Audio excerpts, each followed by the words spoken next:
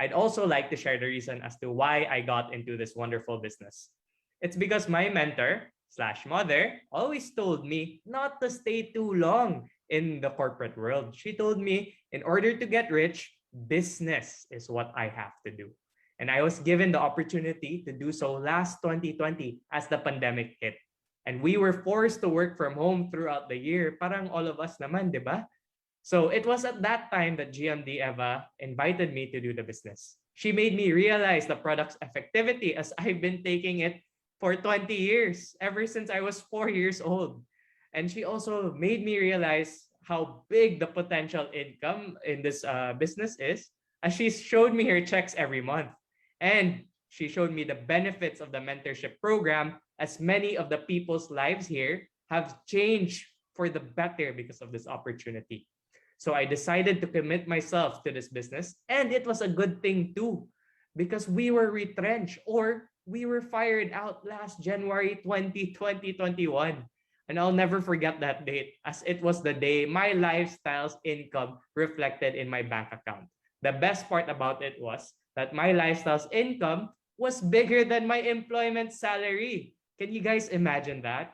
Now, fast forward 1 year later, I'm doing this full time, helping other people build their businesses. With the best mentors, best products, best company, it can definitely happen to you as well. Now, it's time to bring out one of my favorite speakers. Walang bias to pero let's hear from this former CPA, the winner of the National Ambassador Award for the year 2006 and 2012, winner of the 2013 Loyalty and Dedication Award, 2017 Lifetime Achievement Award, and 2020 Digital Ambassador. I know her extremely well. Aradilios din yung last name niya eh.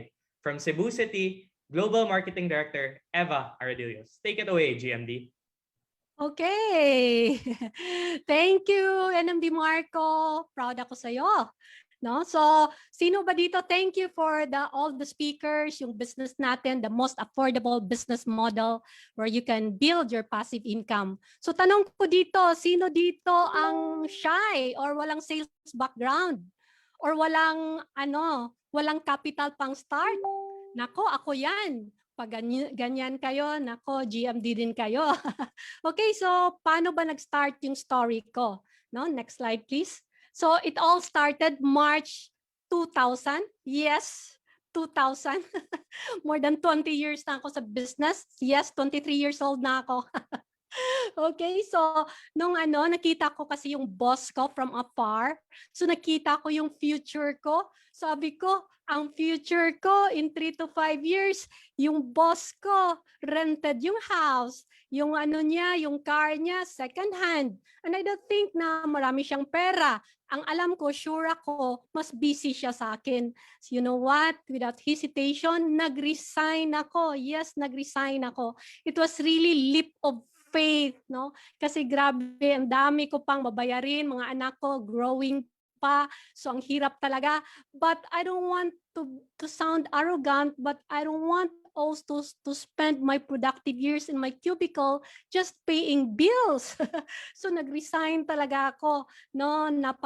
Talaga yan, napaka-risky talaga yan, no? So tapos nakita ko beyond that courage is total freedom. Pero hindi din na madali yung journey ko, no? Kasi nung naisip ko after resigning na hindi din pwede na wala akong kita. So I went to America to work, but I failed. Bumalik ako dito sa Pilipinas, jobless, until I received a letter from Pag-ibig na i-foreclose daw yung bahay ko. Sabi ko, mali nga yung ginagawa ko eh. Nag-resign ako. So, yun, pero wala na eh, nag-resign na talaga. So ginawa ko, bumalik ako sa work. No? So yun, I was forced to work again.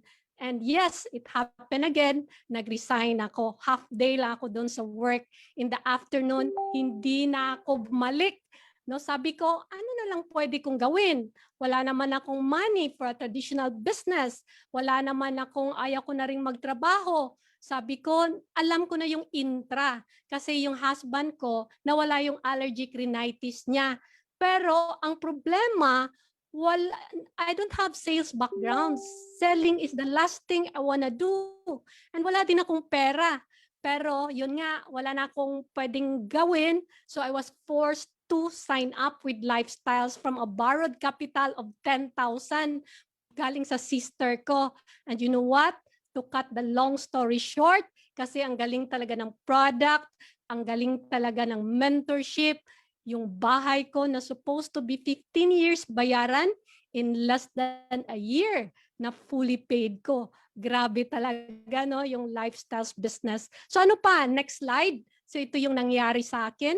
No, yung anak ko, dati, imagine ha, before Lifestyles, I need to borrow money for the enrollment of my son no nag-grade 1 siya. Kasi nga wala na akong work, yung husband ko lang nang yung work. Pero ngayon, yung eldest ko, doon nag-graduate sa Switzerland, yung favorite school niya. Yung second naman, si Marco, sa De La Salle University. Kaya yung English niya, mahal yan. Yung sa akin, halatang mura. No? So yan, galing. Ano pa? Next slide, please. So ito pa. No, maraming cars. Dati yung car ko given lang by the company. No, ang liit, ang init. Pero dito, may choice talaga. No, ano pala, last month ba yata yon, bumili kami ng bagong car. Hindi naman siya branded, pick up na Navara, pero maganda dito cash pagkabili mo. Yes, no? Meron kaming 3 cars. Next slide. So ito yung car ko, dalawa yung car ko. No, so hindi lang updated yung picture, pero yung isa nandoon sa Manila, service namin. So ano pa? Next. So yan, no, ito, dream house ko, no? Imagine, no, ang bahay namin before Lifestyles, imagine 8 times kami palipat-lipat ng bahay. Grabe talaga, no? But here, in my late 30s, nagkaroon ako ng bahay, this house, no? 6 bedroom, 7 CR with swimming pool along the Millionaires Row, no? Kasi nga wala pa akong 40 nung na-build ko to, cash. Sabi ng friends ko, uy, ano ba yan? Sa mama mo ba yan? Hindi. Ano ba yan? Sa husband mo, foreigner ba? Hindi. No? Grabe lang talaga yung Lifestyles business. Ayaw nilang maniwala eh. Sabi nila, my God, ilang trucks of Intra yung bininta mo? Hindi, leveraging yan, no? Imagine. And of course, aside from 2 hotels, most of you knows na may 2 akong hotels, galing yun sa Lifestyles business, no? So, yung pagkatayo nung tinayo ko yung hotel, sabi nila naka-jackpot, no? Nanalo daw ng loto. Kaya yun nga, hindi nila naintindihan yung leveraging, no? Tapos aside from 2 hotels, no? Ang ngayon ginawa namin, nag-build kami ng house, nag-land banking kami, siguro mga 10 residential prime properties. No, dati sinisell namin 'yan. Ngayon pinarentahan na namin, no, mga 8-digit properties, yung isa malapit nang matapos sa December, no. So cash 'yan, no. So 10 yung plano namin gagawin, yung land bank namin 10 residential houses for rent. No, tsaka yung sa ano din, of course, we have to be diversified here. Real estate for stability, of course, business for Lifestyles business for your seed money, and for paper assets for your liquidity. And I have mutual funds, I have insurance products, but I'm more on shares of stocks right now kasi natutuwa ako doon, nag-enjoy ako, no, natama pala yung psychology ko, yung pagkabenta. So 8-digit din yon. So galing talaga, all cash, grabe talaga. And ito yun, properties, no, muntik ng kalimutan. Ito yung for consumption ko naman. Kanina mga passive income ko, ito hindi to pang passive income, na for enjoyment to. So yan, kung gusto trees, dami naming trees dito, no? I'm so blessed, nandito ako nakatira. Tapos kung gusto ko pumunta ng Manila for city, yan sa BGC. Meron din kaming condo malapit sa power plant, no? So, yan, all cash. Tapos ang pinaka-gift ko sa sarili ko, GMD gift ko, is yung Sheraton unit. Kasi naalala ko pa dati, before Lifestyles, I cannot afford to check in Shangri-La. Hintayin ko pa yung brother-in-law ko na mag-check-in para makita namin yung Shangri-La. But ngayon, why check-in when you can move in? No, ito, malapit na tong i-turnover, no, early next year. So it's part of Sheraton Hotel. So you can order from the restaurant sa hotel, no, yung housekeeping, yan, galing sa hotel, mga amenities, aside from amenities sa Sheraton, Sheraton, na may amenities din doon sa residences. Ano ako dito, napaka-excited ko dito. No, at saka hindi lang yan din, no, member din kami sa club membership dito, no, sa may ano kasi dito club membership na sinabihan yung husband ko, parang hindi ka familiar. Kasi mga Aldrich lang dun eh. Mga Osmeña, mga Aboitiz, mga Durano. Well, ngayon, meron ng Aradillos. No, grabe talaga. Okay, ano pa? Next slide. So travels, ang daming travels dito. Kasi yung ano ko talaga, dito kasi may 3 chances ka na mag-travel. First, kasi maka-afford ka na. No? Tapos pangalawa is of course mag-support ka sa mga downlines mo, kung saan yung downlines mo. Sila nga GM Dinera at GM De Gillian nandun sa US, vacation at the same time nag-support.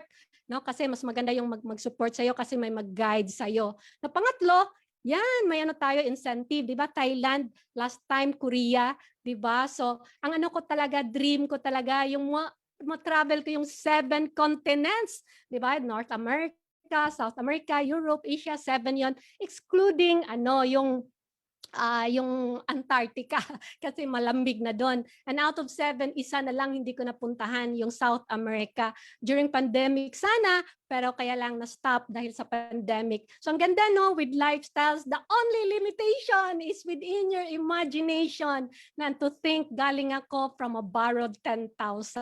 No, last slide please. No, ito yung last slide ko. So ito personality growth, ito yung maganda. No, alam mo ba na natagalan ako nag-GMD? Ano lang, 7 months lang ako nag-NMD. 7 months, tapos 10 months IMD. Alam mo ba, it took me 33 months mag-GMD. Bakit? No? Kasi ayaw kong magsalita sa stage.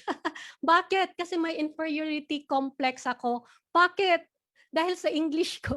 No? Kasi low school, no? Mababang paaralan, no? Pero with lifestyles na confident ako. No? Hindi naman tinuturo yung English sa lifestyles, ang tinuturo nila building confidence. And with that confidence, more and more and more skills yung naano ko dito, no, na-enjoy ko dito, no, na-learn ko dito, no, social skills, communication skills, leadership skills, and more skills, the more confidence, the more results. Nako, kailangan lang talaga i-push ka sa upline, downline mo. Pinupush kasi ako sa upline ko, na downline ko, at downline ko na magsalita na talaga, na mag-GMD na talaga. So yan, no, hindi ko talaga ma-imagine, hindi ako nag-lifestyles. Siguro kung hindi pa ako nag-lifestyles, ngayon, nag-amortize pa ako sa Camellia House ko. Siguro yung husband ko, siguro wala nang buhok, no? Wala na ring pera, wala na sa ilami, no? But with lifestyles, we're enjoying time and money, freedom. Grabe talaga. If you are suffering from poverty right now, it's not having money, but it's just a byproduct of a poorly trained mind. And yan ang babasagin ng lifestyles, yung poverty mindset mo. And kasi ako naniniwala that in a family, there's a person that breaks the chain of poverty. And I hope you are that person. And how do you do that? Just say yes with lifestyles, say yes to express or instant direct, and together, no, let's start building here our passive income and never have to work again. And of course, hindi lang ako dito ang nag-enjoy, ang nag-succeed, marami kami dito, no? So ito yung